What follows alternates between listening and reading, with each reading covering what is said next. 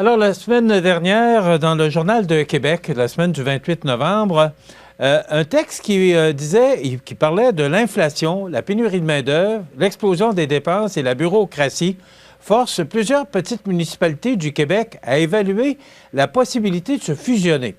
D'autres lancent même l'idée de partager des élus. Toujours dans le Journal de Québec, on parlait, entre autres, de la MRC de Lillet, des municipalités de Saint-Roch-des-Aunais, Saint-Jean-Port-Joli, Lillet, Saint-Aubert et Sainte-Louise, qui attendent d'ici peu les résultats d'une étude sur la possibilité de former une nouvelle ville qui compterait environ 9 000 habitants. Je vous rapporte toujours que c'est dans le texte du Journal de Québec de la semaine dernière. J'ai avec nous aujourd'hui le maire de Saint-Roch-des-Aunais, André Simard. André Simard, bonjour. Oui, bonjour. Comment allez-vous? Je vais très bien, merci. Monsieur Simard,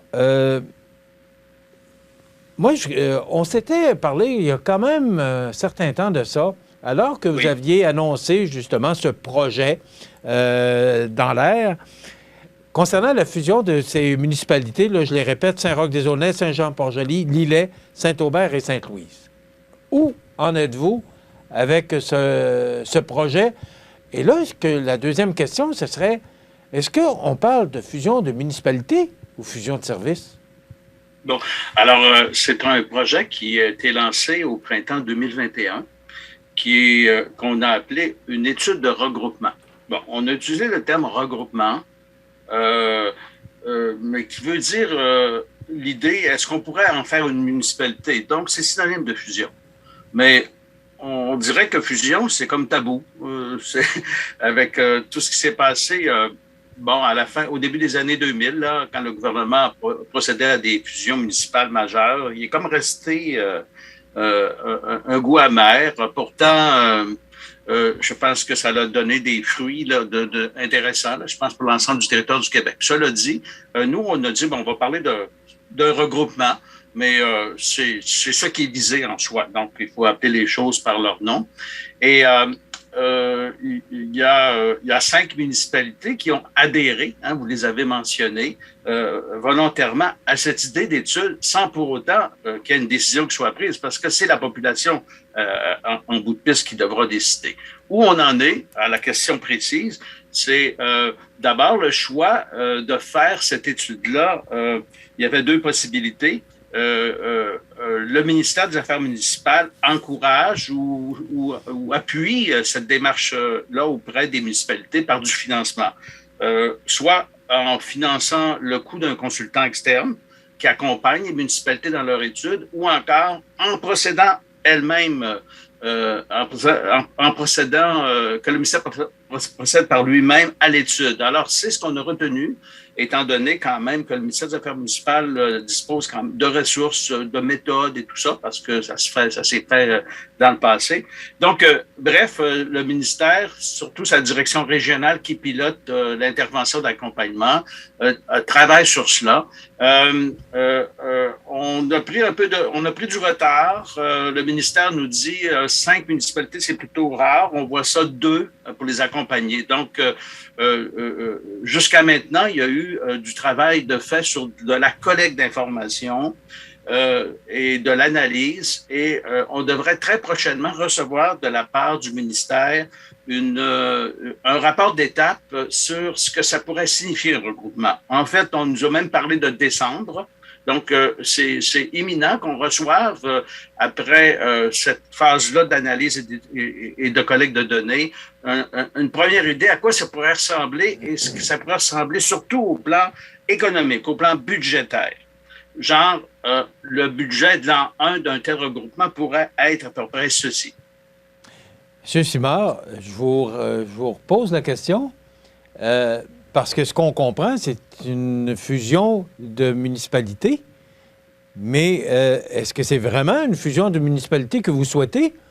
Ou encore, si vous désirez, parce qu'on sait que tout coûte cher et ça n'a pas fini de coûter cher non plus, est-ce qu'on parle peut-être plus d'une fusion de services, alors que vous êtes toutes des municipalités environnantes, là?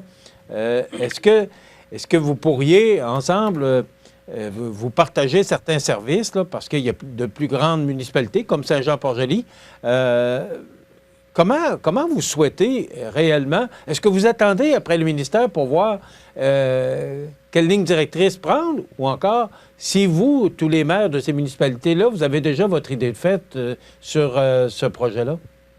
Non, d'abord, les maires n'ont pas d'idée de fait.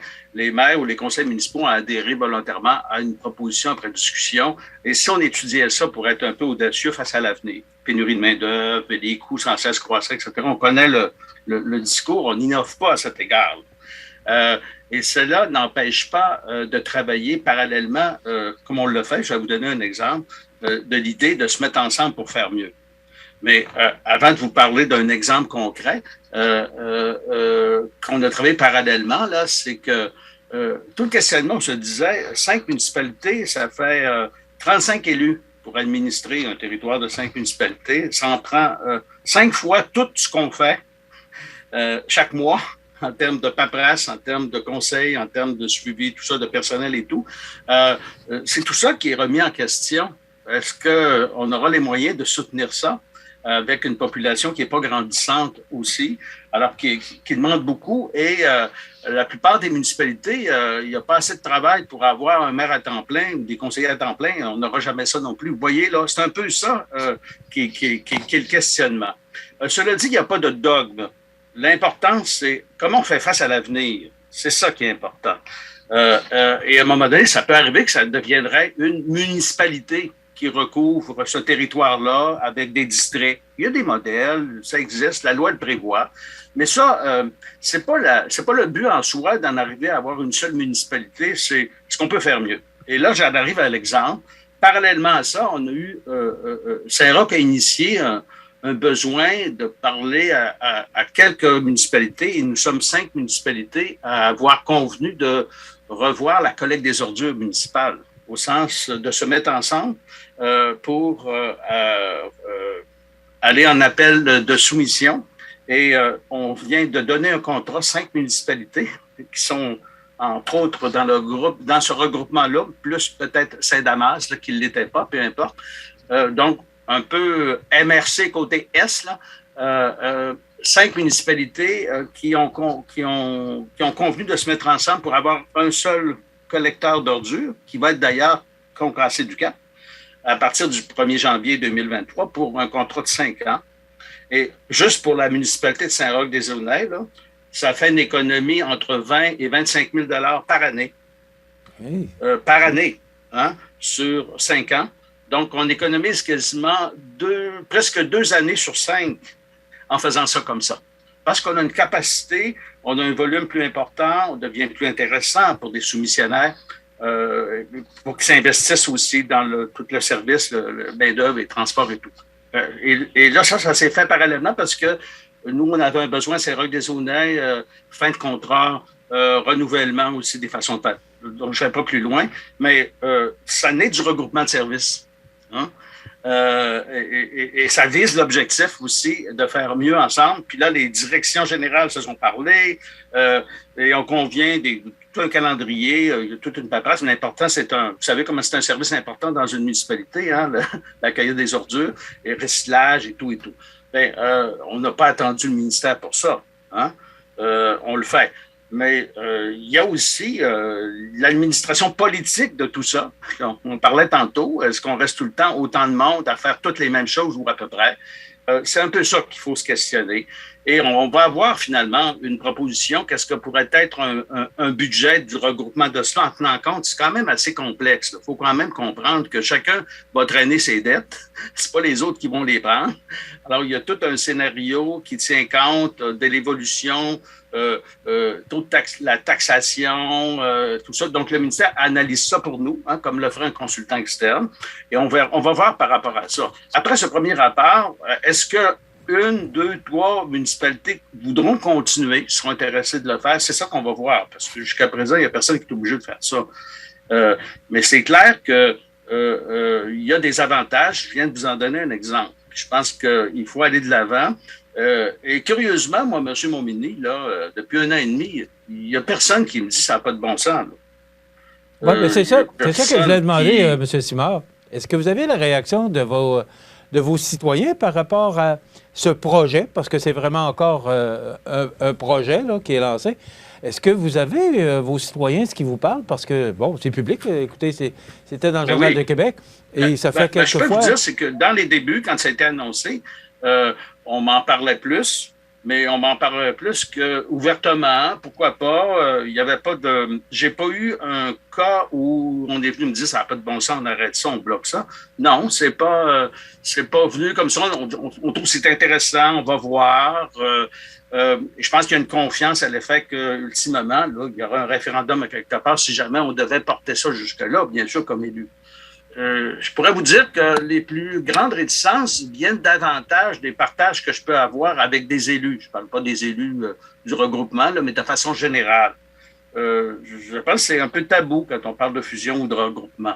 Par ailleurs, les choses évoluent parce qu'au Kamouraska, là, récemment, vous avez sans doute vu qu'il y a aussi le même exercice là, qu'on compte faire, 7 ou 8 municipalités, un peu comme on le fait actuellement, qui emboîtent le pas en termes d'analyse d'études. Donc, je pense que ça fait des petits, mais aussi, dans l'ensemble du Québec, pour les gens qui suivent plus le municipal, là, il y a des problèmes pour des municipalités même un peu plus grandes que nos petits villages et qui se questionnent comment ils vont faire face à l'avenir. Hein?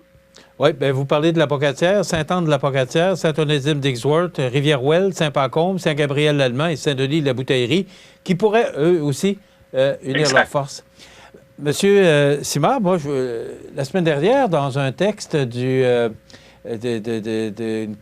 texte économique d'André Girard du Journal de Québec, on faisait mention que le taux de taxation là, pour la prochaine année serait aux alentours de 6 des taxes municipales et que si c'était en bas de ça, c'était un cadeau du conseil municipal.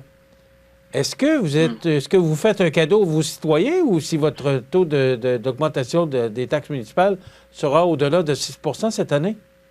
Ben, en ce qui concerne Saint-Roch-des-Aulnay, nous sommes à finaliser le processus budgétaire qui est prévu d'être adopté le 20 décembre prochain.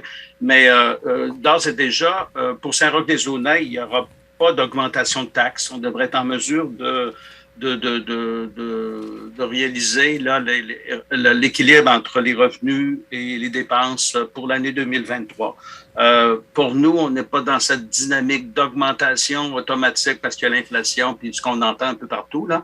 C'est notre situation pour Saint-Roch. Donc, vous faites un beau cadeau parce qu'il l'a dit, et j'ai dit André Girard, c'est Michel Girard là, du Journal de Québec. Donc, vous faites un beau cadeau à vos citoyens parce que si on regarde, bon, tout coûte cher, puis à Saint-Roch-des-Aulnais, probablement que tout coûte cher comme partout ailleurs également. Donc, c'est une bonne nouvelle pour vos citoyens aujourd'hui. En fait, il faut voir un peu de quelle façon on dit qu'on fait un cadeau, mais notre préoccupation au conseil municipal puis à l'administration, c'est de trouver, de vraiment rechercher le niveau de taxe qui va nous permettre de faire face au maintien et à la qualité des services. Donc, ça évolue au cours d'une année. Par exemple, Saint-Roch-des-Aulnay, sa situation, on a une augmentation de la population, on a quand même une activité immobilière, on a un niveau d'évaluation foncière étant riverain. Donc, il y a un contexte qui fait en sorte qu'il y a aussi une croissance de revenus par la valeur des immeubles, sans qu'on ait besoin, vous savez, d'augmenter le taux de taxation. Mais l'objectif n'est pas de faire de cadeaux ou de faire des réserves. Tout ça, c'est vraiment de trouver cet équilibre-là. Et si ça donne qu'on n'a pas besoin d'augmenter, ben, tant mieux. Dans ce sens-là, oui, si on peut appeler ça un cadeau, mais ce n'est pas un cadeau volontaire en soi. Monsieur Simard, le temps passe vite, mais est-ce que ce serait avantageux pour tous les citoyens de toutes ces municipalités-là? Parce que vous le dites, là, et effectivement, ça n'a pas toujours été une réussite, là, les fusions au Québec, là, il y a plusieurs années de ça. Est-ce que ce serait vraiment un avantage pour tous les citoyens de ces municipalités concernées? Bien, c'est trop tôt pour le dire. Mais on a été agréablement surpris par l'exemple de la collecte des ordures. Je dois vous dire là, qu'on ne s'attendait pas à ça, à ce point-là. Je me dis, bien, il y a aussi d'autres secteurs qui sont intéressants, mais il reste que juste en termes d'administration, on est dans le multiplicateur. Si vous prenez toute une MRC, regardez l'ensemble des municipalités et Puis si on se compare à ce qu'il peut faire pour des populations semblables, qui sont plus concentrées, c'est vrai, mais ils sont capables de l'administrer. Donc, je pense que ce qui est important, je crois, M. Montminy, c'est vraiment le défi, c'est de garder la proximité de service avec les citoyens à cause de l'éloignement. Quand un éloignement de l'administration se fait. Et ça, c'est ça qui me préoccupe le plus. C'est physique, hein? Si le contact, le service s'éloigne, bien loin des yeux, loin du cœur. Donc là, il y a un défi par rapport à ça à relever. Mais je dois vous dire qu'on va le regarder avec toute l'ouverture possible. Mais essentiellement, c'est de faire mieux vraiment, puis d'anticiper l'avenir qui est à nos portes, là, en termes de capacité à maintenir nos milieux vivants puis dynamiques. C'est ça qui est important. Et dans l'ensemble, bien, je pense que la population, l'expérience que j'ai au niveau municipal, là, quand ça ne va pas, là, on vient nous voir. Hein.